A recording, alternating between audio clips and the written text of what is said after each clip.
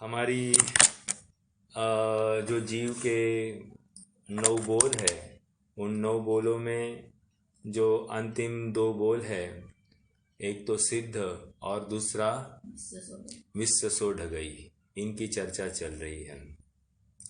सिद्ध और विश्व सो ढगई। सिद्ध कहकर उन्होंने वहाँ पर नित्य कहा, अंतिम शरीर से कुछ न्यून कहा, और निक्कम्मा निक्कम्मा कहा, और 8 गुणों से युक्त कहा। निक्कम्मा अर्थात कर्म रहित अवस्था है, कर्म रहित अवस्था है। दूसरा 8 गुण से युक्त है, अर्थात कर्म से रहित अवस्था होने पर भी गुणों से युक्त है, निर्मल परिणमन चल रहा है, ये समझना है। और किंचुना चरम देहदो सिद्धा, अर्थात अंतिम देह से कुछ न्यून। तो इनको कहने का इतना ही तात्पर्य है कि निष्कर्म कहकर जीव पहले कर्म से युक्त था, ये सिद्ध होता है, और तभी तो जाकर निष्कर्म अवस्था को प्राप्त हुआ। तो इस न्याय से जो ये मत मानता है, कि जो मत ऐसा मानता है कि जीव सदा ही निष्कर्म रहता है, उसका खंडन हो गया। दूसरी बात क्या है? अष्टगुना। अष्टगुना कहकर 8 गुणों से उसका स्वतंत्र अस्तित्व वहाँ पर विद्यमान है, स्वतंत्र और स्वाभाविक परिणमन हो रहा है, स्वभाव के आश्रय से वो परिणमन हो रहा है, किसी दूसरे में जाकर वो विलीन हुआ नहीं है। ये एक बात उसमें से फलित हुई। और चरम देहोदो सिद्धा, किंचुना चरम देहोदो सिद्धा कहकर यहाँ पर आचार्य देव हमको ये बता रहे हैं कि जीव का कोई ना कोई आकार है, एक। दूसरी बात, वो किसी में जाकर विलीन होता है, ऐसा भी नहीं मानना। और वो कोई ना कोई आकार, और कैसा आकार है? तो अंतिम देह से कुछ न्यून आकार। इस बिंदु के ऊपर थोड़ी सी चर्चा करनी है, फिर थोड़ा सा आगे बढ़ेंगे। अच्छा प्रकरण, थोड़ा सा उपयोग देकर सुनना। सिद्ध अवस्था के कितने आकार माने गए हैं? सिद्ध अवस्था के कितने आकार, मतलब कौन से आकार में सिद्ध अवस्था हो सकती है, या कौन से आसनों में सिद्ध अवस्था हो सकती है? पद्मासन, खड़गा। हाँ, तो बिल्कुल सही है। खड़गासन और पद्मासन में ये 2 अवस्थाएं सिद्ध अवस्था की मानी गई है। आपकी जानकारी के लिए बताओ कि रायमल जी हुए, टोडरमल जी के सहकालीन, उन्होंने और एक अवस्था बताई है। उन्होंने आड़ी वाली या तिरछी वाली ऐसी भी अवस्था, या उल्टी वाली ऐसी भी अवस्था वहाँ पर बताई है। तर्क तर्क ये है कि मुक्ति होने के लिए ज़रूरी नहीं है कि वे पद्मासन में हो उसी समय में मुक्ति होगी। ऐसा भी हो सकता है कि उनके ऊपर मुनि अवस्था में उपसर्ग हो जाए, उसी समय में वे श्रेणी आरोहण करे, उनको कोई देव व्यंतर या कोई उनका बैरी उनको ऊपर फेंक दे, और वे बस नीचे गिरने के लिए है और उंडे मुंह है। उस समय में वे अनंत चतुष्टय प्रकट करते हुए 14वें गुणस्थान को भी पार करते हुए वहाँ पर अयोग केवली अवस्था के पश्चात सिद्ध बन जाते हैं। तो सिद्ध जब हो गए, just about to fall down, उसी अवस्था में वहाँ पर वे ऊपर जाएंगे। अब कोई कहेगा, अरे ये कैसा अपमान हो गया इस सिद्धों का? अपमान की बात नहीं है, ये तो पॉसिबिलिटी है। सिद्धों का पोज कैसी होगी? हमको क्या लगता है कि उनकी पोज या तो कैसे, एक तो पद्मासन में हो या तो खड़गासन में हो, ऐसा नहीं है। ऐसी टेढ़ी मेढ़ी पोज भी हो सकती है। ओके, ये एक विचारणीय बिंदु हमको ध्यान में लेना है। लेकिन भैया जी, ये किसी ग्रंथ में नहीं आया है कहीं पे? अ, क्या आया है? देखो, आप ग्रंथ का आधार पूछ रहे हैं, तो पहले आपको 7 प्रकार के केवली का प्रकरण मालूम है? नहीं भैया जी। हाँ, तो 7 प्रकार के केवली है, उसमें एक मूक केवली है, एक अनुबद्ध केवली है, एक उपसर्ग केवली है, ऐसे अनेक अनेक केवली है। तो व्हाट इज उपसर्ग केवली? कोई भी बता सकता है उपसर्ग केवली किसे कहते हैं? एग्जाम्पल बता दो। हाँ बताइए। जैसे कि किस मुनि महाराज को फेंक दिया समझो पहाड़ से वगैरह, उस टाइम पे उनका निर्वाण हो गया। बराबर तो बराबर है ना। तो अब उनको पहाड़ से फेंक दिया और उसी समय निर्वाण हो गया। अब प्रश्न ये है, जब वो फेंक दिया उस समय में उनकी पोज क्या थी? मतलब वो गिरते हुई पोज थी या? बराबर। तो ये लॉजिकल सोचने की बात है। यहाँ पर हमको आग्रह नहीं रखना कि ऐसी ही होनी चाहिए, पॉइंट नंबर 1। अब दूसरा तर्क ये है, मैं कह रहा था मैं भूल गया। ठीक है, अभी मुझे याद नहीं आ रहा है, मुझे और एक कुछ बात कहनी थी। क्या कहा? केवल 7 केवल की बात चल रही। हाँ, 7 केवली की बात हो गई। नहीं, इसी बिंदु को लेकर और कुछ बात थी मेरे ज्ञान में। चलिए कोई बात नहीं, मगर मूल तर्क तो आ गया है कि उनको अपने को अलग अवस्था मानने के लिए कोई हर्जा नहीं है। मतलब वहाँ पर उस जीव का कोई टेढ़ी मेढ़ी अवस्था हो सकती है, एक बात।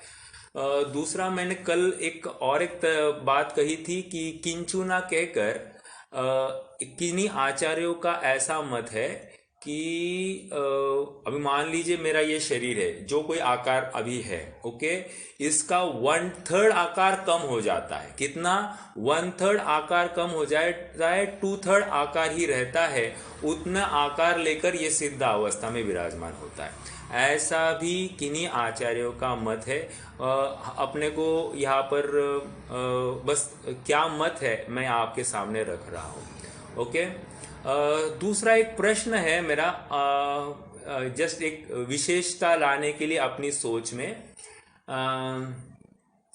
कि सिद्धों का कौन सा संस्थान होगा। मतलब सिद्ध होने से पहले पूर्व भव में मतलब अंतिम शरीर वाला संस्थान क्या होता है? अंतिम शरीर वाला जो संस्थान होता है वो कौन सा होता है? बोलिए। समचतुरस्थ संस्थान होता है, ओके। और किसी का कुछ कहना है इसमें?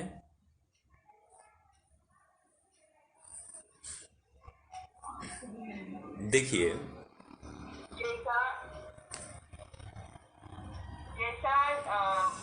यानी उनका अंतिम शरीर का संस्कार होगा, वही होगा ना। हाँ, लेकिन फिर कौन सा हो सकता है? हो पॉसिबिलिटीज की बात चल रही है। ज्यादातर तो समचतुरस्थ ही होगा, और लेकिन ऐसे अपवाद तो होंगे अलग अलग। ठीक है, अपवाद कहकर आप क्या कहना चाहते हैं?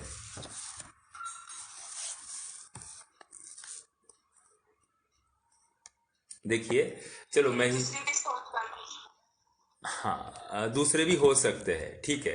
तो यहाँ पर जवाब ये है कि याद रखना इस बात को, सहनन एक ही चाहिए मुक्ति के लिए। कौन सा? वज्र ऋषभ नाराज सहनन, ओके। लेकिन संस्थान 6 में से कोई भी चलेगा। मतलब कुब्जक संस्थान वाला जीव भी मुक्ति को प्राप्त कर सकता है। अब मेरा प्रश्न है, कुब्जक संस्थान वाले का आकार कैसे होगा?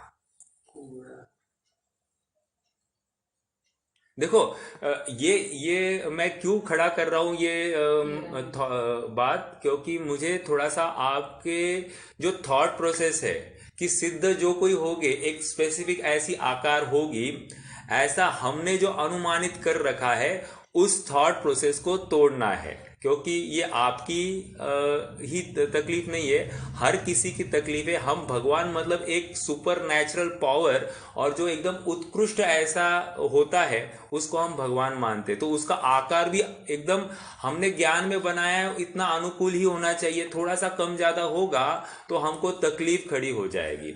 इसीलिए मैंने पहला बिंदु क्या कहा, वो आड़े होते हैं, ऐसी भी सिद्ध अवस्था हो सकती है। वहां अनंत काल के लिए वो आड़े अवस्था में रहने वाले हैं। एक समय के लिए, दो समय के लिए नहीं, थोड़ी देर बाद सीधे हो जाएंगे, नहीं ये पोज में थोड़ा थकान हो गई, ऐसा नहीं होगा। वो तो वैसे के वैसे वहां पर अनंत काल में रहेंगे। अब दूसरा प्रश्न ये चला कि ये जो 6 संस्थान में से किसी भी कोई भी ये मेरे ख्याल तत्वार्थ सूत्र में 6 संस्थान में से कोई भी संस्थान हो तो भी मुक्ति हो सकती है। तो कहने की बात यह है कि ऐसा कोई ब्लॉकेज नहीं है कि समचतुरस्र संस्थान ही चाहिए। हाँ मुकेश भैया, समचतुरस्र संस्थान तीर्थंकरों की बात है, लेकिन सिद्ध होने के लिए तीर्थंकर होना जरूरी नहीं है। सिद्ध होने के लिए कोई भी दूसरा जीव चल सकता है। तो कह रहे हैं कि वो उसका कौन सा संस्थान हो तो चलेगा, तो कह रहे कोई भी संस्थान हो वो जा सकता है। इसका मतलब कोई कुबड़ा हो तो भी वो वहां जाएगा। अब उसका आकार कैसे होगा, थोड़ा सा समझिए, उसका आकार कैसे होगा। वो अष्टावक्र जैसा। हाँ कुछ भी हो सकता है। कहने की बात, कुछ अष्टावक्र भी हमने इमेजिन किया है, 8 जगह पर बेंड होगा, लेकिन कहने की बात यह है कि ऐसा कुछ भी आकार हो सकता है। हमको क्या लगता है, एकदम पुरुषाकार। देखो और एक बात आई है, सिद्धों का आकार पुरुषाकार बताया है, स्त्री आकार नहीं बताया है। अब वो आगे का बिंदु है, लेकिन पहला बिंदु तो ये क्लियर कर लीजिए कि टेढ़ा मेढ़ा कुछ भी आकार हो सकता है, इसलिए घबराना नहीं। सिद्धों का आकार कोई बोलता है कि कम ज्यादा है, थोड़ा सा विकृत है, घबराना नहीं। आकार है बस, तो उसमें अपने को आकार से कोई लेना देना नहीं है। लेकिन ऐसी भी अवस्था हो सकती है सिद्ध अवस्था में, इसका ज्ञान हमको होना। ठीक है। अब क्या कह रहा था मैं, पुरुषाकार। हाँ पुरुषाकार की बात कर रहा था। पुरुषाकार कहकर क्या बात बताना चाहते हैं आचार्य देव।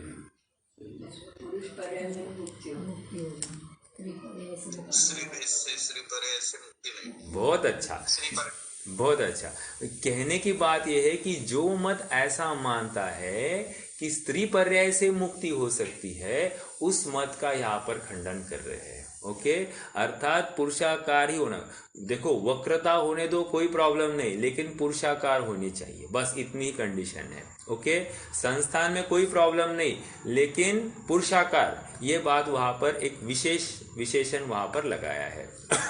तो ये समझ में आया। स्त्री पर्याय से मुक्ति नहीं ऐसा मानते हैं, तो जो ऐसा मानते हैं स्त्री पर्याय से मुक्ति है, उनका खंडन पुरुषाकार के बोल से हो जाता है। ठीक है, तो ये कुछ बिंदु थे अपने, और एक बिंदु के ऊपर चर्चा करनी है कि सिद्ध अवस्था होने के लिए क्या क्या कारण है। तो तत्वार्थ सूत्र के 10वें अध्याय में 4 कारण बताए और उसके हेतु भी बताए हैं। 10वां अध्याय, एक मिनट, मैं सूत्र नंबर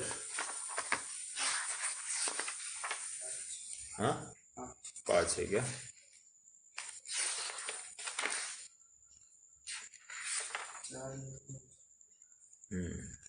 हाँ जी। मोक्ष होने लोक के अंत तक ऊपर क्यों जाता है, इसका कारण दिया। या सिद्ध होने के लिए क्या क्या कारण है, तो वहां पर 4 कारण बताए और उसके लिए दृष्टांत दिए। कारण और दृष्टांत दिया। पहला कारण, मेरे पास तालिका है, तत्वार्थ सूत्र की तालिका, पेज नंबर 218, उसमें ये बात है। तत्वार्थ सूत्र के 10वें अध्याय का 5वें सूत्र का विश्लेषण है। क्या कह रहे हैं, पूर्व प्रयोगात कहकर क्या कह रहे हैं, घुमाया हुआ कुम्हार का चक्र। एक पूर्व प्रयोगात कहकर घुमाया हुआ कुम्हार का चक्र। 10वें अध्याय का 5वां सूत्र है भैया, 6वां। हाँ पूर्व प्रयोग, राइट, 6वां सूत्र, आई एम सॉरी। दूसरा क्या कह रहे हैं, संग का अभाव। संग का अभाव कहकर ये कह रहे लेप से मुक्त हुई तुमड़ी। लेप से मतलब मान लीजिए किसी चीज के ऊपर लेप लगाया था और उस लेप को हट जाने के बाद में क्या हो गया, तुमड़ी अपने आप ऊपर आ जाती है। ठीक है। तीसरा बंधन का टूटना, मतलब जैसे बीज कोश होता है, बीज वो उसका बाहर का फल खुल जाता है तो अपने आप बीज उसमें से बिखर जाते हैं।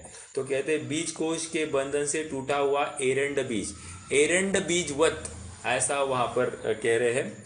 और चौथा ऊर्ध्वगमन स्वभाव, ये जीव का अपना स्वभाव है और कह रहे अग्निशिखा के समान। अग्निशिखा कैसे ऊर्ध्व की तरफ वो बढ़ती है, उसी प्रकार ऊर्ध्वगमन स्वभाव के माध्यम से जीव की मुक्ति होती है। अब यहाँ पर मेरा एक प्रश्न है, पूर्व प्रयोग कहकर वो क्या कहना चाहते हैं? पूर्व प्रयोग कहकर वहां पर दृष्टांत दिया है घुमाया हुआ कुम्हार का चक्र। घुमाया हुआ कुम्हार का चक्र सिद्ध अवस्था क्यों प्रकट हुई, तो उसके लिए कारण दिया पूर्व प्रयोग। संसार अवस्था है क्या? क्या कहा? वो चक्र यानी 3 लोक में परिभ्रमण है सर? नहीं। कुम्हार का घुमाया हुआ चक्र क्या करता है, जरा इमेजिन कीजिए, उसके बाद में आपको अपने आप थोड़ा आंसर भी आ जाएगा। एक बार उसको मुंह ऐसे ये दे दिया ना, घुमाया, हाँ, तो वो उस फोर्स से अपने आप फिर घूमता रहता है। हाँ, इसका मतलब एक बार घुमाया जोर से, अब इतना जोर से घुमाया, अब कुम्हार क्या करता है, अब बार बार घुमाते नहीं रहेगा कुम्हार, अब उसके ऊपर मिट्टी का पिंड रखेगा और घड़े बनाते रहेगा। कब तक? जब तक वो फोर्स, वो स्पीड उस चक्र का इतना है कि उसमें से बराबर घड़ा बनने की सामर्थ्य बने। तो उतनी जरूरी स्पीड उसमें होनी चाहिए। कहने की बात, वो चक्र निरंतर घुमाता नहीं है, चक्र घूमता रहेगा लेकिन घुमाने की जरूरत नहीं।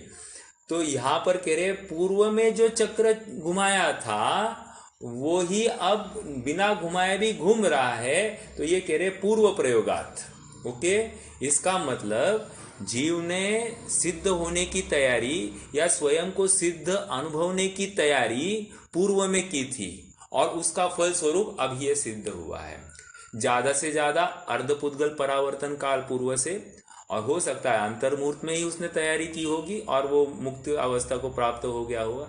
तो हम कह रहे हैं कि जहां से उसने तैयारी की, जहां से उसने निर्णय किया कि मैं सिद्ध समान हूं, वो कारण है, उसको भी कारण बताया है सिद्ध अवस्था की प्राप्ति का। ये समझ में आया? दूसरा संग का अभाव, कहने की बात यह है कि शरीर आदि का संग का अभाव है, इसलिए अब सिद्ध या मुक्त हो गया है। तीसरा कह रहे बंधन का टूटना, अब वह कर्म रहित अवस्था हो गई है, इसलिए वो अब कर्म रहित अवस्था होने की वजह से ये कापुरवत या फिर एरंड बीजवत ऐसा ये उड़ जाता है, निकल जाता है, उस देह में नहीं रहता है। और ऊर्ध्वगमन स्वभाव अपने आप वो सिद्ध कर रहा है कि ऊपर की तरफ ही गमन करेगा, जैसे अग्निशिखा का स्वभाव भी ऊपर की तरफ गमन करने का है। यहाँ पर और एक बात समझना, श्वेतांबर मत ऐसा मानता है कि मान लीजिए किसी जीव को मनुष्य अवस्था से नरक अवस्था में जाना है, तो वो क्या करते हैं, वो मानते हैं कि पहले वो ऊपर जाएगा और फिर नीचे जाएगा। तो ऐसा नहीं है। क्यों? तो कारण देते हैं उसका ऊर्ध्वगमन स्वभाव है। ऐसा नहीं है। देखो, ये स्वभाव का उस समय में वैभाविक परिणमन हो रहा है, लेकिन ऐसा नहीं होगा कि अगर उसको नरक में जाना है तो थोड़ा ऊपर जाएगा और फिर नीचे जाएगा। क्यों? ऊपर जाने में एक समय बर्बाद हो गया ना, और हमारे 4 समय की बात है, तो 4 वो पर्टिकुलर केस फिट नहीं होगी, तो इसलिए वहां पर ऊर्ध्व जाता है, ये मानना योग्य नहीं है, ऐसा हमको समझना चाहिए। ठीक है। अब और एक पॉइंट है कि यहाँ पर बता रहे हैं कि लोक के अग्र में, ये बिंदु हो गया, अब आगे बढ़ना है। लोक के अग्र में विराजमान हो रहे हैं, इसका क्या तात्पर्य समझना। तो आचार्य देव ने यहाँ पर अर्थ ये दिया है कि जैसा कोई मत है, ऐसा मानता है कि जीव मुक्त होने के बाद में यही रहता है, तो उस मत का खंडन करने के लिए। ओके। और दूसरा ये भी समझ में आता है कि ऊर्ध्वगमन स्वभाव है, इसीलिए वो वहां पर जाता है। और एक बिंदु है, कोई ऐसा मेरे ख्याल से मंडलिक मत है, मंडलिक वो मत ऐसा मानता है कि ये जीव मुक्त होने के बाद में ऊर्ध्वगमन करते करते ऊर्ध्व ऊर्ध्व ऊर्ध्व निरंतर ऊर्ध्व जाते रहता है, बिना रोक के ऊर्ध्व जाते रहता है। तो यहाँ से लोक अग्र कहकर, भले ही लोक उसका ऊर्ध्वगमन स्वभाव है, लेकिन लोक अग्र कहकर कहीं ना कहीं उसकी लिमिट आ जाती, वहां पर जाकर वो रुकता है। ये भी इस बात से सिद्ध होता है कि कोई ना कोई जगह है, कोई ना कोई स्थान है जहां पर सिद्ध जीव पाए जाएंगे। ओके। तो इस बात की भी हमने पुष्टि यहाँ से कर ली। ओके। अब कुछ बिंदु बचे नहीं है।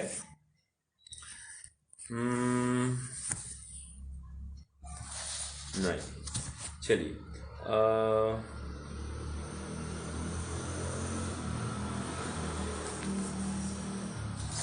आगे बढ़ना है। अब हमने 14वीं गाथा के माध्यम से जीव की चर्चा की, और वो जीव 9 विशेषणों से युक्त है।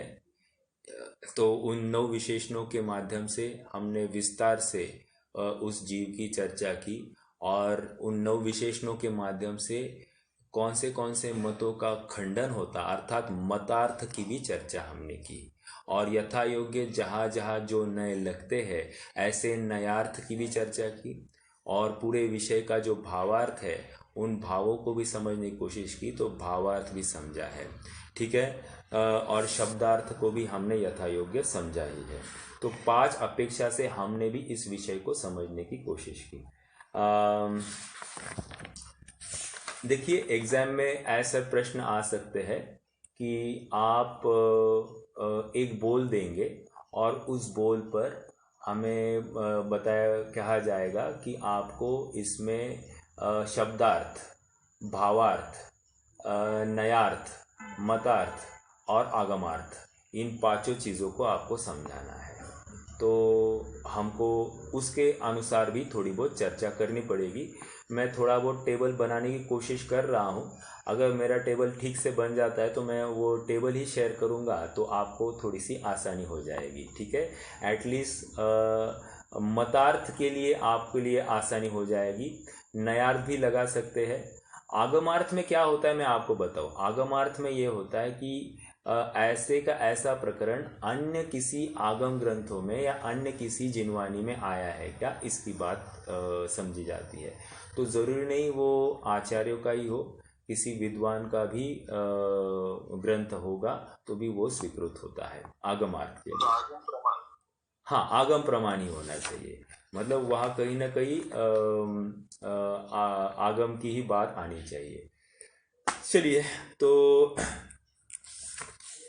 ये एक बात हो गई। अब हम 15वीं गाथा में आगे बढ़ते हैं।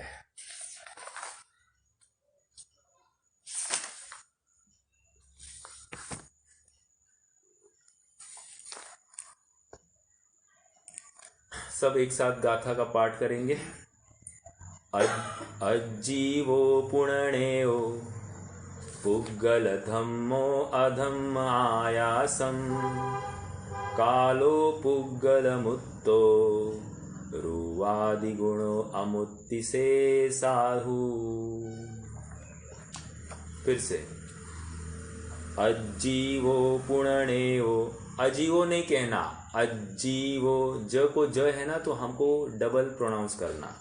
अज्जीवो पुण्यो पुग्गल धम्मो अधम्म आयासम कालो पुग्गल मुत्तो रुवादिगुणो अमुत्ति से साधु से साहु।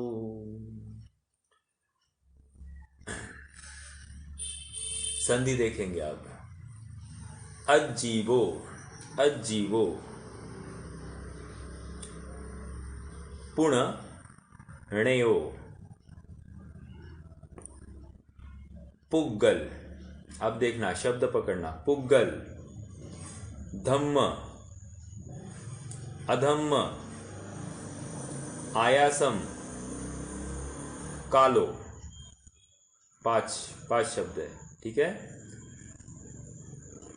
कॉमा लगाना है अब यहां पर, कॉमा, पुग्गल मुत्तो, पुग्गल मुत्तो, ओके। पुग्गल रुवादि गुणों, मैंने आदि दीपक है, पुद्गल की बात चली, पहले पुद्गल को मुत्त कहा, और दूसरा क्यों है मुत्त, तो कह रहे रुवादि गुणों। अमुत्ति शेषाहु, अमुत्ति शेषाहु, ठीक है। गाथा थोड़ी सी समझ में आई होगी, अपन थोड़ा सा विस्तार से शब्दार्थ करते हैं पहले। अजीवो, अजीवो कहकर क्या चल रही बात, अब हमको क्लियर हो रही है। अब तक क्या चल रहा था, अब तक जीवों की चर्चा चल रही थी, अब हम किसकी चर्चा करने वाले हैं, अजीवो, अजीव की चर्चा करने वाले हैं। देखो गाथा का मंगलाचरण याद कीजिए, जीवम अजीवम दौवम, जीवम अजीवम दौवम, तो जीव और अजीव नामक द्रव्यों की हम चर्चा करने वाले हैं। तो हमने अब तक जो 14 गाथा में, या दूसरी गाथा से लेकर यूँ कहिए कि 14वीं गाथा तक हमने जो चर्चा की वो जीव अधिकार या जीव की चर्चा की। अब हम यहाँ से अजीव की चर्चा करने जा रहे हैं, ओके। तो ये इस प्रकार भेद है। देखो आचार्यों ने ऐसा अधिकार रूप कुछ डिवीजन लिखते समय में नहीं किया था, ये तो परवर्ती आचार्यों ने या विद्वानों ने प्रकरण को देखकर इसके अधिकार में डिवीजन किया है। तो प्रत्यक्ष ही दिखाई दे रहा है कि अब अजीव की चर्चा चलने वाली है, तो अब अजीव का ही क्रम चलेगा, तो उसकी बात आएगी। तो अजीव कौन कौन है, तो कह रहे अजीव पुणर्णयो, पुण मतलब पुनः, णयो, णयो मतलब जानना, णयो मतलब जानना, किसको किसको जानना अजीव, तो कह रहे पुग्गल, पुद्गल को अजीव जानना, एक। धम्मो, धर्म, उसको अजीव, धर्म द्रव्य को अजीव जानना। अधम्म, अधर्म को अजीव जानना। आयासम, आयासम कहकर आकाश कह रहे हैं, ओके। और कालो, काल, काल द्रव्य को अजीव कह रहे हैं। तो 5 द्रव्यों को अजीव कह दिया और एक जीव। देखो 6 द्रव्यों का विभाजन जब होता है तो अनेक अनेक अपेक्षाओं से विभाजन होता है, जैसे जीव अजीव, 6 का 2 में वर्गीकरण, एक जीव है बाकी सब अजीव। अब हम ऐसा भी कर सकते, मूर्तिक अमूर्तिक, एक मूर्तिक है बाकी सब अमूर्तिक। मूर्तिक कौन है, पुद्गल द्रव्य मूर्तिक है और बाकी सब अमूर्तिक है, ठीक है। ऐसा भी हो सकता है कि जिनकी क्रियावती शक्ति है, तो क्रियावती शक्ति से युक्त और क्रियावती शक्ति से रहित, तो कौन कौन है, पुद्गल और जीव, ये क्रियावती शक्ति से युक्त है, बाकी सब उससे रहित है। तो ऐसा डिवीजन भी हो सकता है, लेकिन यहाँ पर डिवीजन क्या है, जीव और अजीव की अपेक्षा से। ऐसा डिवीजन क्यों किया है, क्योंकि यहाँ जीव को समझाना है, जीव को भेद ज्ञान कराना है, जीव को सुख की प्राप्ति करानी है, इसलिए पहले जीव का स्वरूप बताया और किससे भेद ज्ञान करना है, ऐसे अजीव का स्वरूप अब बताने वाले हैं। मतलब ये तू नहीं है, ये जीव नहीं है, जिसको अनादिकाल से तू जीव मान आया है वो तू नहीं है, इसलिए वो परद्रव्य का भी स्वरूप बताया जा रहा है। देखिए जब भी रजिस्ट्री होती है, रजिस्ट्री, तो रजिस्ट्री जब किसी घर की खरीदी हो जाती है तो उसमें क्या होता है कि उसमें हमारे नॉर्थ ईस्ट साउथ वेस्ट सब जगह में कौन कौन रहता है इसका भी वहाँ पर नाम लिखा जाता है। तो ये क्यों कहा जाता है? क्योंकि हमको हमारा ठिकाना तो पता चले और हमारे सामने मैं कौन नहीं हूँ इसका भी ज्ञान हमको होना चाहिए। तो जो मैं नहीं हूँ उन सब की बातें भी लिखाई जाएगी। मेरे उत्तर दिशा में ये रहते, मेरे दक्षिण दिशा में वो रहते, मेरे पूर्व में वो रहते, पश्चिम में वो है, ये सब बातें बताई जाएगी। इसका मतलब मैं कहाँ हूँ, मैं उस बीच में हूँ, ऐसा ज्ञान कराया जाता है। उसी प्रकार यहाँ पर जीव को समझाकर अब जीव क्या क्या नहीं है उसकी बात बता रहे हैं। ओके देखिए, अजीवो पुणर्णेयो मतलब अजीव के बारे में अब और विशेष जानना। पुद्गल, पुद्गल, धर्म, अधर्म, आकाश, आयासम मतलब आकाश, काल। अब हम उसके आगे कह रहे कुछ। पुद्गल, इसमें से इन 5 को जो हमने कहा ना, तो उसमें से पुद्गल की चर्चा अभी करेंगे। क्या है पुद्गल की चर्चा? पुद्गल मुत्तो, पुद्गल मुत्तो अर्थात पुद्गल द्रव्य मूर्तिक है। और क्या है विशेषता? मूर्ति क्यों कह रहे हैं आप? तो कह रहे उसमें रूपादि गुणों, रूप आदि गुण पाए जाते हैं। रूप आदि गुण के कर, स्पर्श, रस, गंध, वर्ण, ये सब गुण उसमें पाए जाते हैं। इसीलिए कह रहे हैं रूपादि गुणों। रूपादि मतलब वहां पर वर्ण की मुख्यता से कथन है। क्यों? क्योंकि वर्ण ये स्थूल रूप से दिखाई देता है, इसलिए वर्ण की मुख्यता से कथन कर रहे हैं। रूपादि गुणों। अब क्या कह रहे हैं? शेषाहु, शेषाहु क्या है? वे अमूर्तिक है। क्यों अमूर्तिक? क्योंकि उनमें रूपादि गुण है ही नहीं। समझ में आया? वर्णादि गुण है ही नहीं, इसीलिए वे सब क्या है? वे अमूर्तिक कहलाते हैं। ओके, तो ये 5 द्रव्यों का अगर विभाजन करना है तो पुद्गल को मूर्तिक कहा और धर्म, अधर्म, आकाश और काल को अमूर्तिक कहा। ठीक है तो ये गाथा का सरल अर्थ हो गया। ठीक है, अब हमको थोड़ा सा इसका कोरिलेशन तत्वार सूत्र के 5वें अध्याय के साथ करना है। ठीक है, 5वें अध्याय के साथ करेंगे। तत्वार सूत्र का 5वां अध्याय पूरा अजीव वहां पर भी चर्चा है और हम देखते हैं अब क्या क्या है वहां पर। देखिए, तत्वार सूत्र का पहला सूत्र, 5वें अध्याय का पहला सूत्र, अजीव काया धर्माकाश पुद्गलाहा। ओके, वहां पर भी स्टार्टिंग किससे की? अजीव। तो अजीव कहकर हम अब अजीव की चर्चा करने वाले। तो अजीव अधिकार 5वें अध्याय से चालू हुआ। तो इसके पहले तो कौन सा अध्याय, किसका अधिकार चल रहा था? तो जीव अधिकार ही चल रहा था। पहले 4 अध्याय जीव अधिकार के हैं और 5वां अध्याय अजीव अधिकार है। ओके, तत्वार सूत्र की बात चल रही है। तो पहला सूत्र क्या लिया? अजीव काया धर्माकाश पुद्गला। तो धर्म, अधर्म, आकाश और पुद्गल ये क्या है? अजीव है। तो यहां पर एक द्रव्य नहीं लिया। कौन सा? काल द्रव्य नहीं लिया। तो क्यों नहीं लिया? तो उन्होंने सूत्र में स्टार्टिंग में क्या लिखा है? अजीव काया। अजीव काया, काया मतलब अस्थिकाय।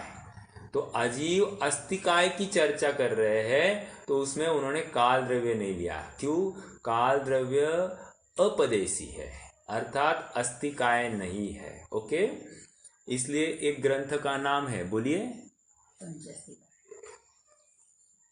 पंचास्तिकाय संग्रह। पंचास्तिकाय संग्रह।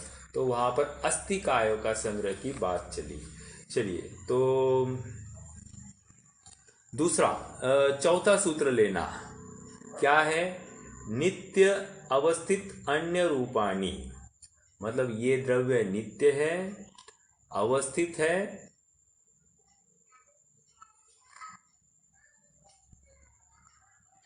और अरूपी है।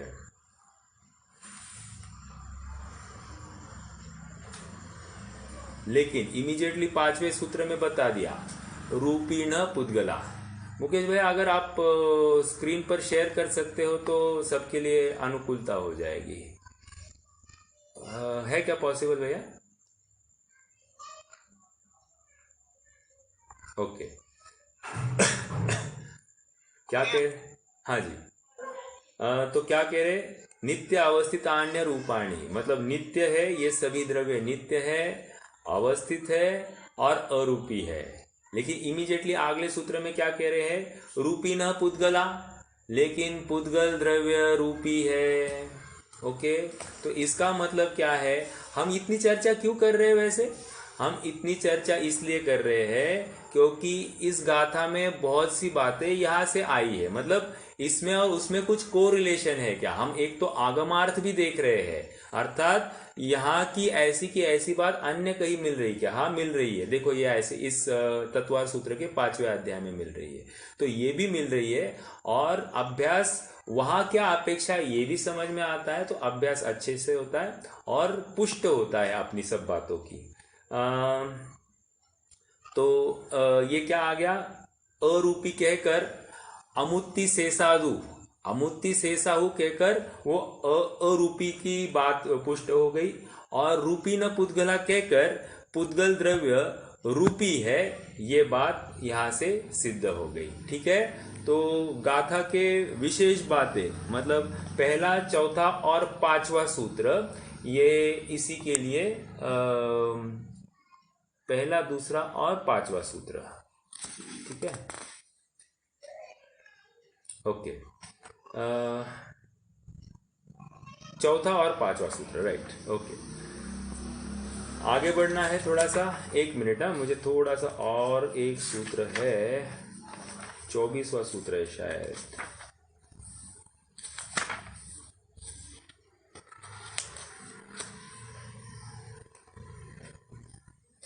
नहीं,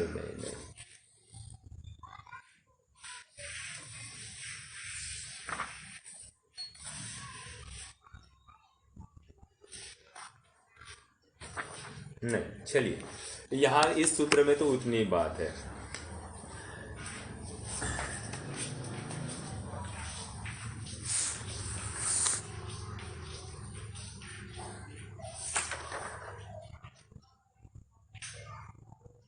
ठीक है, आ जाइए अगले सूत्र में आ जाते हैं अपन। इसमें जो बात थी वो तो आ गई, और विस्तार अब अगले सूत्र में आ जाएगा, तो वहां पर अपन करते हैं।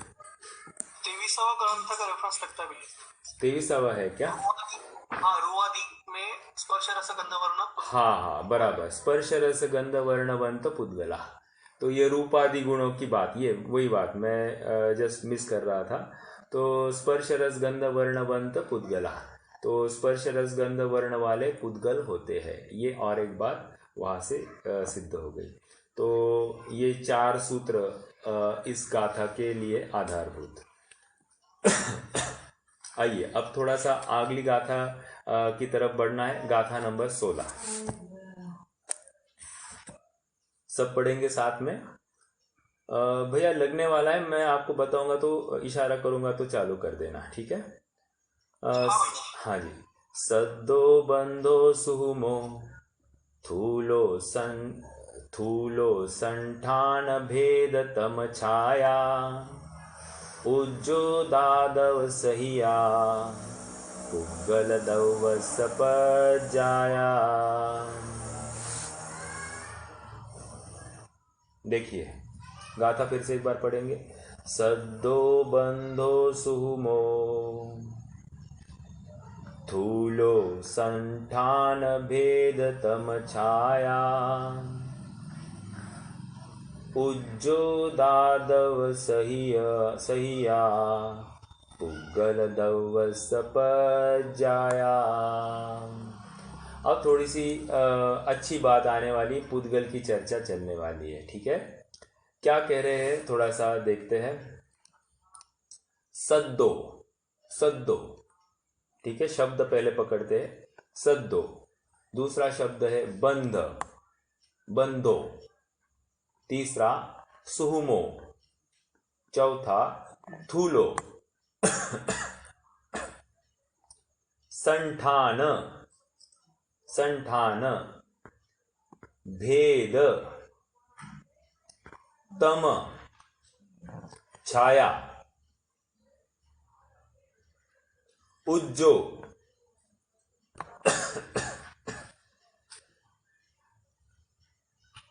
दादव, उज्जोत, उज्जोत है, उज्जो नहीं, उज्जोत, त करना, द का त और अ हलंत, सॉरी, त हलंत और अ बाहर।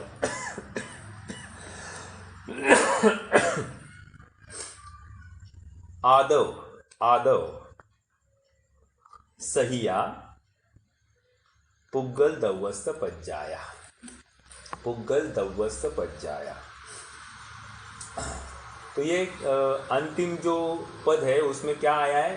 पुग्गल दव्वस्त पज्जाया, पुग्गल द्रव्य की पर्याय या पुद्गल की द्रव्य पर्याय। मैं दो बातें कह रहा हूं, थोड़ा सा समझना।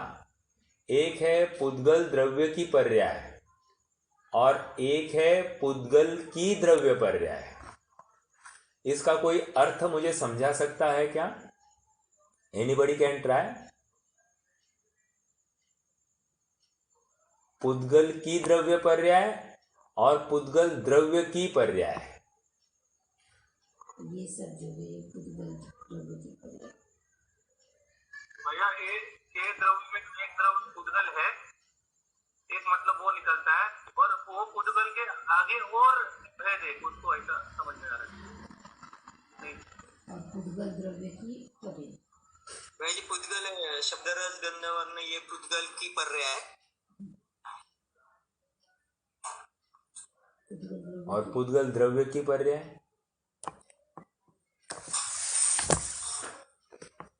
देखिए, एक आपको एकदम सरल सरल बताओ, बहुत इजी कर देते हैं विषय को।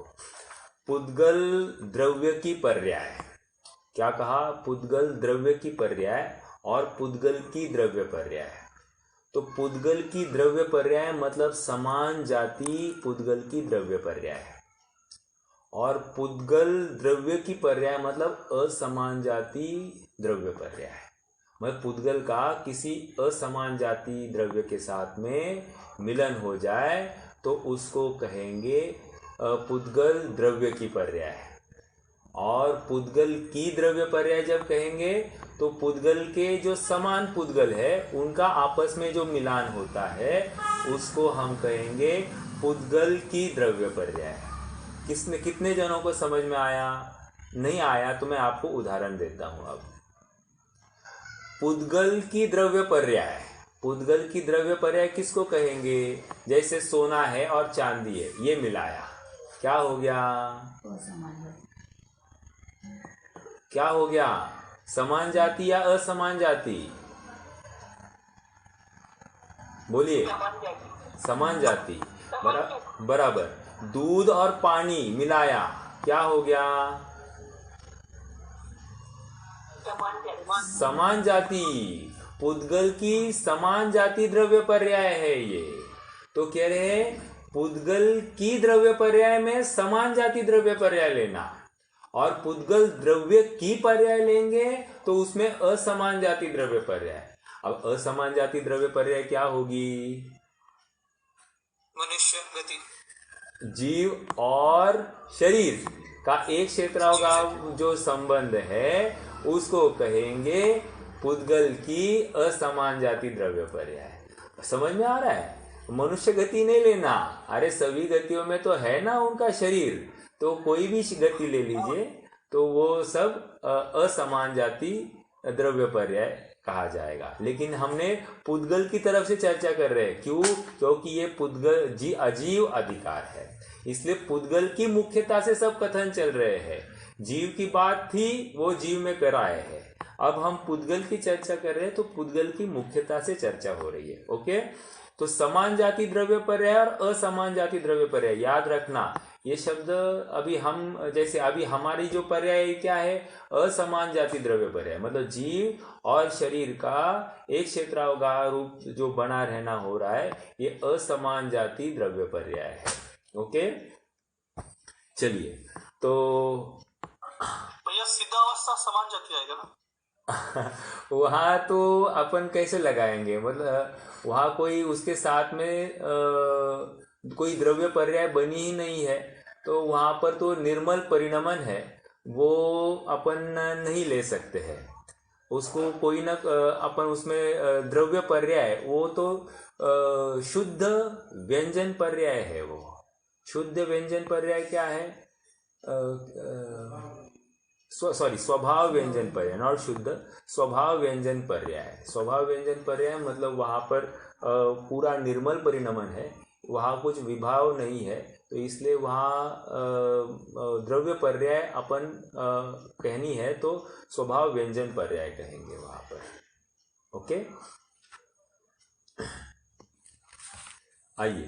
और यदि मुकेश भैया आपका प्रश्न का उत्तर थोड़ा सा और ऐसा लगा सकते हैं कि मान लीजिए कि ये अंतिम 14वें गुणस्थान तक शरीर दिखाई दे रहा है और उस शरीर से कुछ न्यून, तो हमने शरीर की अपेक्षा से वहाँ पर सिद्ध अवस्था लगाई, तो वहाँ पर अपेक्षा लगाई है, तो वो नए में जाएगा, लेकिन नहीं ज़्यादा नहीं बैठेगा। चलो ये इतनी ही बात है। ओके, हाँ आइए हम ये गाथा का अर्थ देखेंगे अब, है ना। सद्दो मतलब शब्द, सद्दो मतलब शब्द। बंधो मतलब बंध। सुहुमो मतलब सूक्ष्म। किसकी चर्चा चल रही है?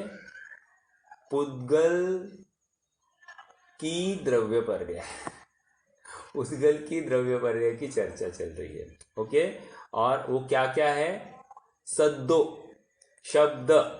ओके, हमने चर्चा की थी पहले, शब्द को पुद्गल द्रव्य की पर्याय है, ऐसे हमने की थी। अब उसके साथ साथ और क्या क्या पर्याय है ये देख रहे हैं। सद्दो, बंधो, सुहुमो।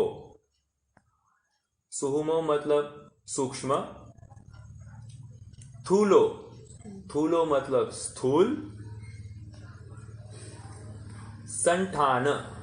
संठान मतलब संस्थान। संस्थान मतलब कोई ना कोई आकार। ओके, भेद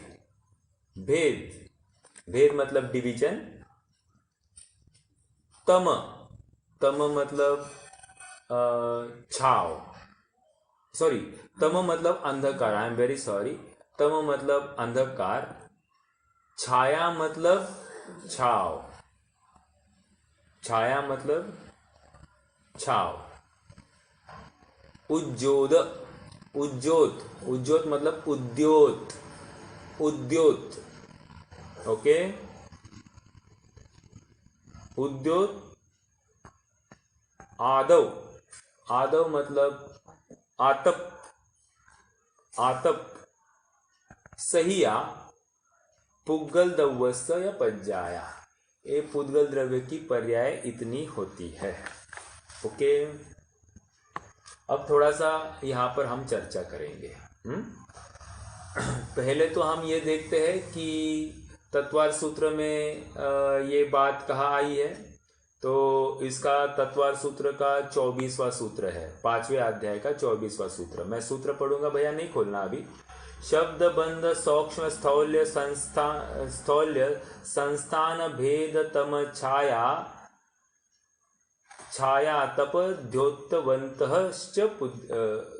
द्योतवंतश्च, अर्थात तथा वे शब्द बंध सूक्ष्म स्थूलत्व संस्थान भेद अंधकार छाया आतप और उद्योत वाले हैं। कौन? पुद्गल। क्यों 23वें श्लोक में 23वें सूत्र में था ना, स्पर्श रस गंध वर्ण वंत पुद्गला। तो वे ही पुद्गल कितने प्रकार के? वो उद्योत के स्वभाव वाले, अर्थात उनकी पर्याय इस प्रकार होती है। तो कौन से शब्द। अब शब्द क्या है? तो हमने वैसे इसमें अपनी मार्गणा के प्रकरण में थोड़ा सा शब्द की चर्चा की है, लेकिन अभी भी थोड़ी सी संक्षेप में अपन शब्द की चर्चा लेते हैं। तो थोड़ा सा और कुछ प्रकाश हो सकता है तो दे देते हैं।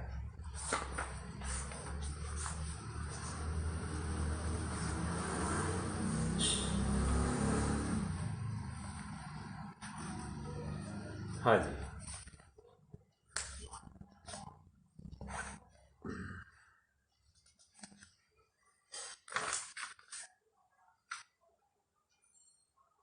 हाँ जी। शब्द शब्द किसे कहते हैं? तो कह रहे हैं कि भाषा वर्गणा के, मैं ये द्रव्य संग्रह की प्रश्नोत्तरी टीका मनोहर जी वर्णी की वो उससे पढ़ रहा हूँ। शब्द दो प्रकार के होते, भाषात्मक और अभाषात्मक। ओके, भाषात्मक शब्द किसे कहते हैं? त्रस जीवों के योग के कारण होने वाले ध्वनि को भाषात्मक शब्द कहते हैं, अर्थात त्रस जीवों के माध्यम से जो होते हैं। ओके, भाषात्मक शब्द कितने प्रकार के हैं? तो कह दिया कि अक्षरात्मक और अनक्षरात्मक। अक्षरात्मक किसको कहते हैं? तो जो संगी पंचेंद्रिय जीवों के जो शब्द निकलते हैं उनको अक्षरात्मक कहेंगे, और दो इंद्रिय से असंगी पंचेंद्रिय तक के जीवों के जो कोई शब्द निकलते हैं वे अनक्षरात्मक है। यहाँ पर दिव्य ध्वनि जो है वो ध्वनि को भी अनक्षरात्मक कहा है। ओके, तो ये अक्षरात्मक अनक्षरात्मक की चर्चा हो गई। अब हाँ बोलिए।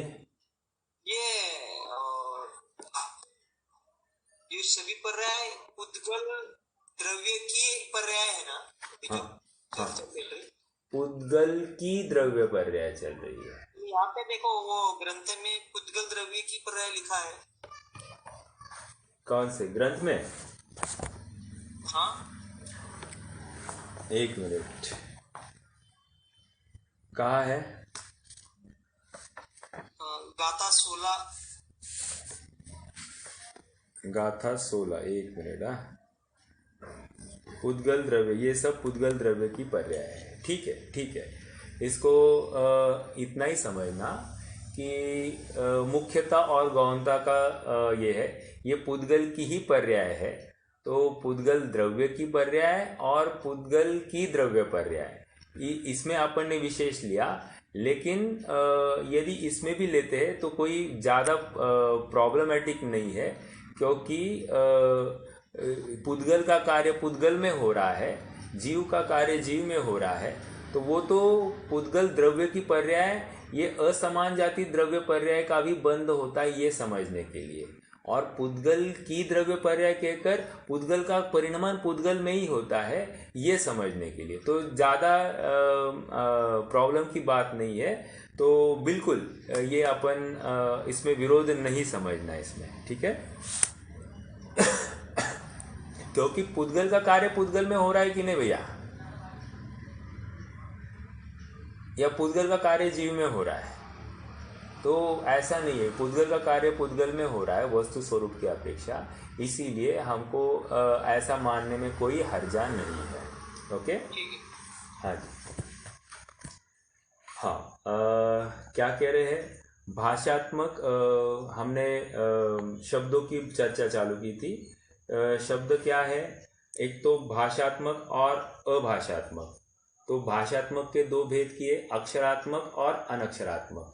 अक्षरात्मक मतलब जो संगी पंचेंद्रिय जीवों के शब्द या वचन निकलते हैं उसको अक्षरात्मक कहेंगे, और जो अनक्षरात्मक है वो असंगी जीवों के, दो इंद्रिय से लेकर असंगी जीवों के जो वचन निकलते हैं उनको बहुलता से अनक्षरात्मक कहा जाता है।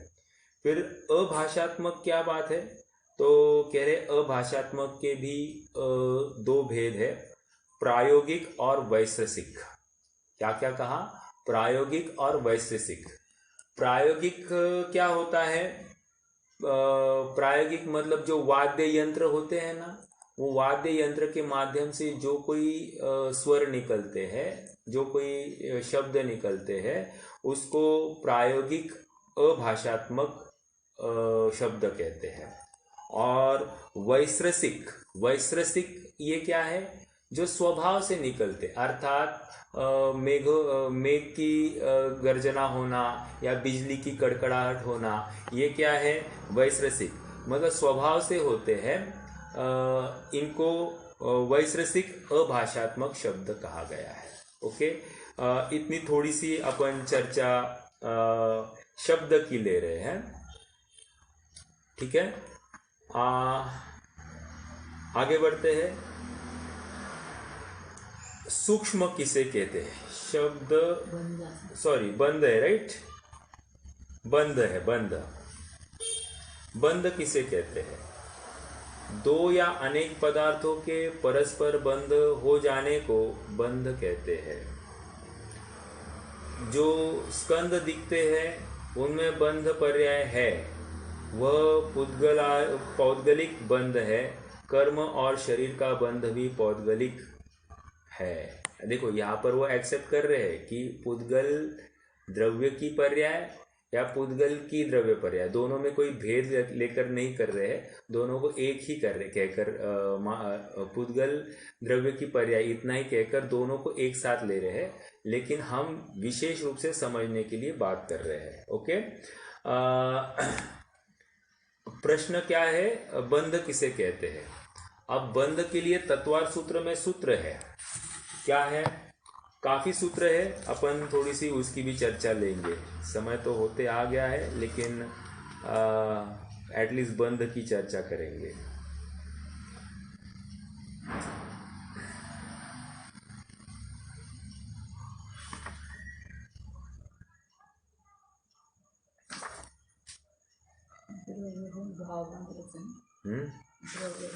देखिए, एक सूत्र है 27वां है मेरे ख्याल से, हाँ, भेदात संघातेभ्य उत्पद्यन्ते, ठीक है।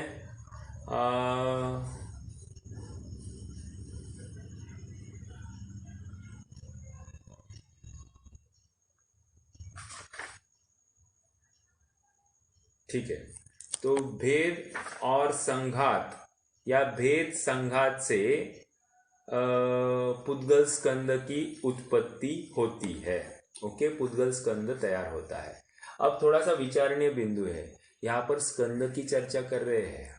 पुद्गल में वैसे दो भेद करने हैं, एक अणु और दूसरा स्कंद। अणु क्या होता है? अणु मतलब परमाणु, और स्कंद मतलब क्या? दो अणु, दो या उससे अधिक अणु का जहाँ पर संयोग होता है, मिलन होता है, तो उनका मिलान होकर जो कोई पदार्थ बनता है उसको स्कंध कहते हैं। ओके, जैसे अभी ये अपनी भाषा वर्गणा है, तो ये भी क्या है? अणु नहीं है, ये तो अनेक स्कंद, अनेक परमाणु मिलकर स्कंद हुआ, अनेक स्कंद मिलकर कुछ वर्गणा बनी, और वर्गणा से वो उसका ये भाषा वर्गणा रूप कन्वर्जन हो रहा है। तो कहने की बात, ये जितना भी समूह में होगा उसको हम स्कंद कहेंगे, सिंगल होगा उसको अणु कहेंगे। ओके, एक बात। दूसरी बात ये है कि अणु में भेद संघात नहीं होगा। क्या कहा? अणु में भेद या संघात कुछ नहीं होगा, वो वैसे का वैसा शुद्ध बना रहेगा। लेकिन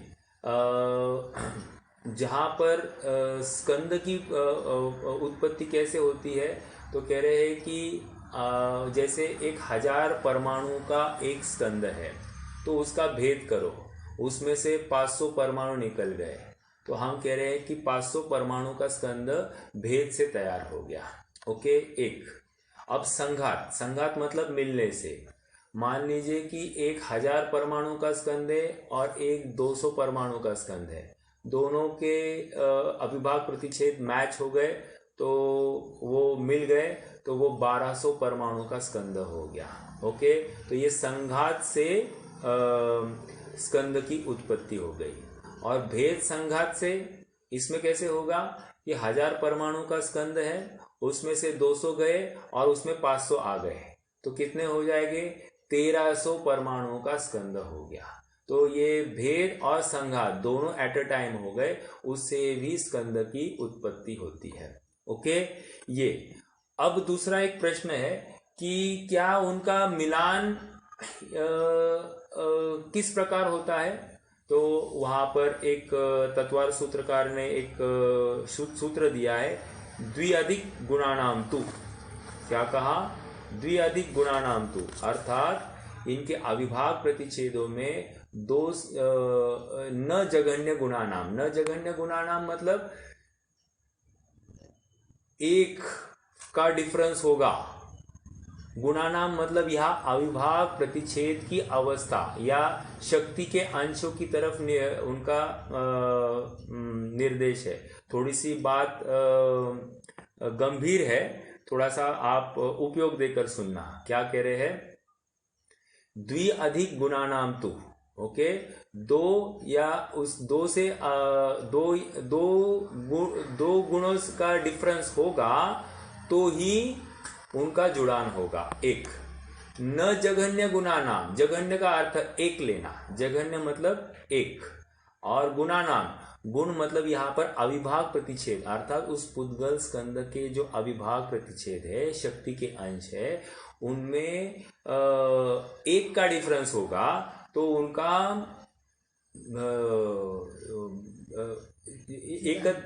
मतलब स्कंद होना पॉसिबल नहीं है, वो एक साथ नहीं आ सकते। ओके, तो यहां पर कह रहे हैं, जैसे एग्जाम्पल दूं मैं, कोई एक 10 अविभागी प्रतिच्छेद का एक स्कंद है और कोई एक 12 अविभागी प्रतिच्छेद का स्कंद है, तो इनका आपस में संघात हो सकता है। क्या कहा? मान लीजिए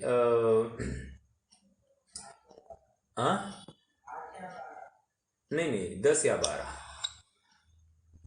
12 की बात चल रही, ठीक है। दूसरी बात, अभी जैसे 10 या 11 होंगे तो उनका भेद नहीं होगा, 10 या 12 ही चाहिए। और एक प्रश्न यहाँ पर खड़ा होता है कि ये किस रूप कन्वर्ट होगा, 10 वाले के अनुरूप कन्वर्ट होगा या 12 वाले के अनुरूप होगा? तो कहते हैं कि जो ज्यादा वाला होता है ना, ज्यादा अविभागी प्रतिच्छेद वाला, उसके अनुसार वो कन्वर्ट हो जाएगा, अर्थात 12 के अनुसार उसकी प्रॉपर्टीज कन्वर्ट हो जाती है। तो जो स्कंद होता है तो वो 12 वाला कहलाता है, 10 वाले के प्रॉपर्टीज वाला नहीं कहलाता है, ठीक है। ये एक बात हो गई। अब मान लीजिए एक स्निग्ध है और एक रुक्ष है। क्या कहा? एक स्निग्ध स्कंद है, एक रुक्ष स्कंद है। अब उनका मिलान होगा कि नहीं होगा? तो कहते हो सकता है। अब स्निग्ध के शक्ति के अंश अविभागी प्रतिच्छेद 12 है और रुक्ष के 10 है, तो ये स्निग्ध के रूप कन्वर्ट हो जाएगा, ओके। और यदि रुक्ष के अविभाग प्रतिच्छेद 14 होंगे और स्निग्ध के 12 होंगे तो स्निग्ध का अंश रुक्ष रूप कन्वर्ट हो जाएगा। ये थोड़ा सा उसकी थोड़ी सी केमिस्ट्री है, इसका हमको ज्ञान होना चाहिए। तो एक विशेष बात मैंने आपके सामने रखी।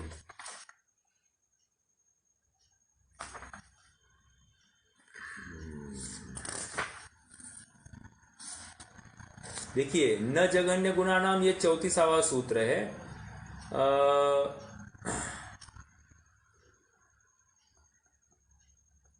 देखो, गुण साम्य सदृशाणाम, गुणों में समानता होने पर तुल्य जाति वालों का बंध नहीं होता, अर्थात दोनों समान है तो भी बंध नहीं होगा। मतलब दोनों स्कंद के अविभाग प्रतिच्छेद 12-12 है तो नहीं मिल सकते, ओके।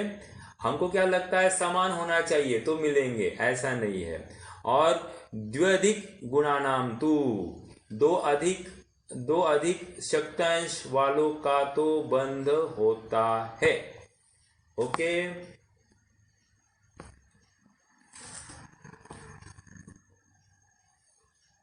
किनका बंध होता है? स्निग्ध का स्निग्ध के साथ हो सकता है, रुक्ष का रुक्ष के साथ हो सकता है, स्निग्ध का रुक्ष के साथ हो सकता है, ओके।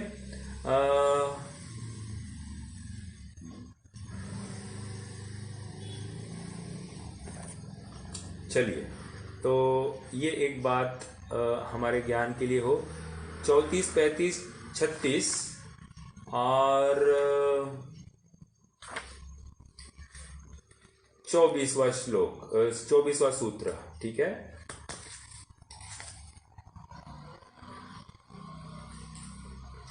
इसकी चर्चा हमने की और काफ़ी चर्चा है, कल ही हम इसको अब विस्तार से आगे ले लेंगे। आज के लिए कोई प्रश्न है तो पूछ सकते हैं, नहीं तो फिर हम जिनवाणी स्तुति करते हैं।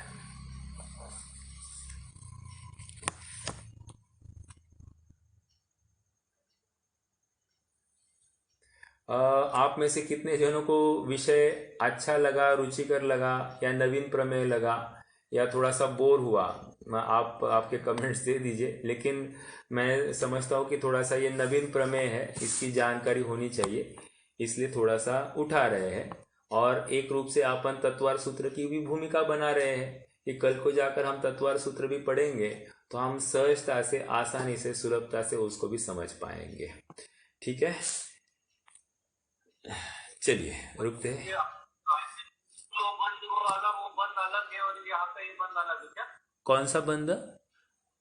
आज तो बंद तो हाँ,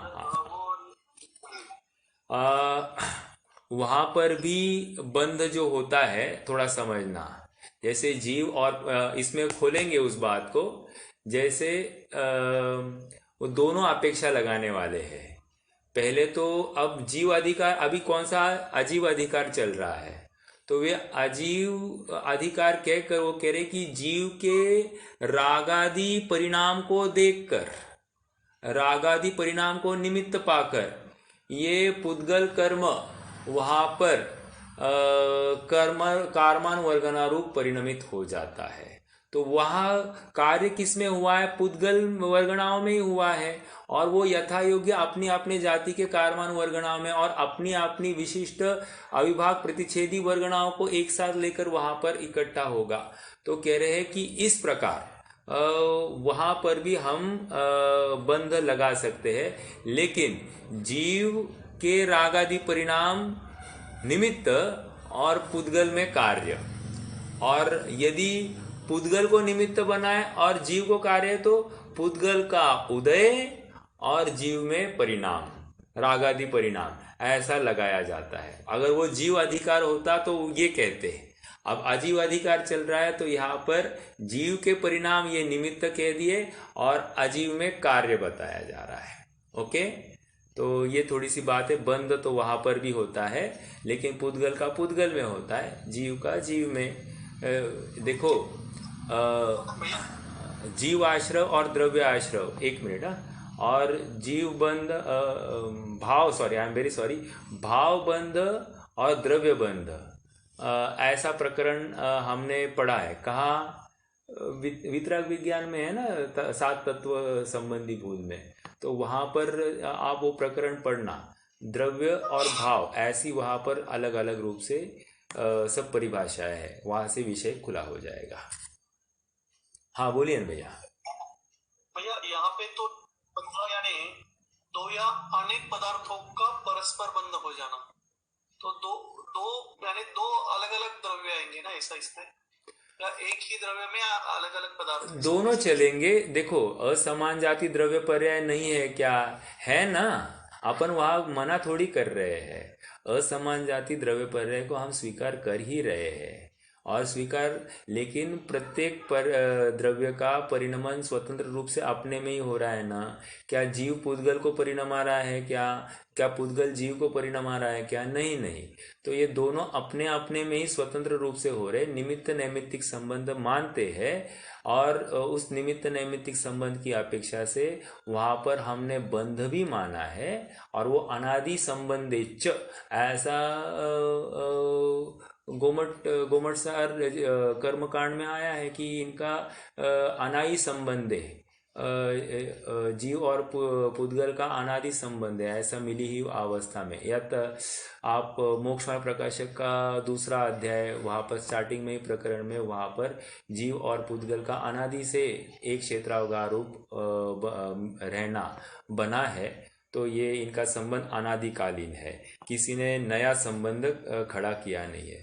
तो प्रश्न का उत्तर इतना ही है कि द्रव्य समान जाति भी ले लीजिए या अनेक द्रव्यों में भी लीजिए, कोई प्रॉब्लम है। अनेक मतलब क्या, मात्र जीव और पुद्गल ये दो ही असमान जाति हो सकते, बाकी के साथ में कहाँ कुछ संबंध हो रहा है, नहीं, क्योंकि वे तो स्वाभाविक परिणमन वाले हैं, तो उनमें कुछ विकार हो ही नहीं सकता।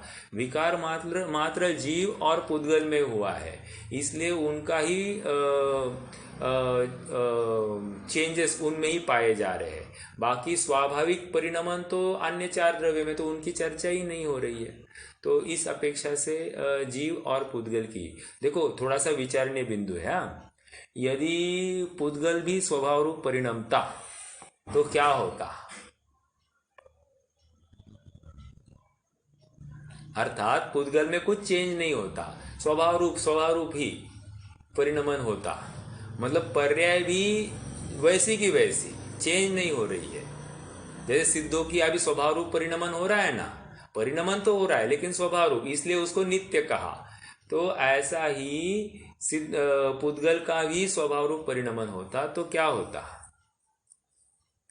पानी गर्म ही नहीं होता ऐसा, पानी गर्म नहीं होता, या फिर हम थोड़ा सा अच्छे से, मैं एक्सपेक्ट ये कर रहा था, जीव के साथ कोई कर्म बंध ही नहीं होता जीव को बंध ही नहीं होता क्योंकि कर्म ही नहीं दिखाई देते, या फिर जैसे के वैसे ही बना रहता, उसमें कुछ चेंज होने की गुंजाइश ही नहीं होती। ठीक है, तो ये पुद्गल का परिणमन भी अपने फेवर में है, ऐसा हमको समझना चाहिए।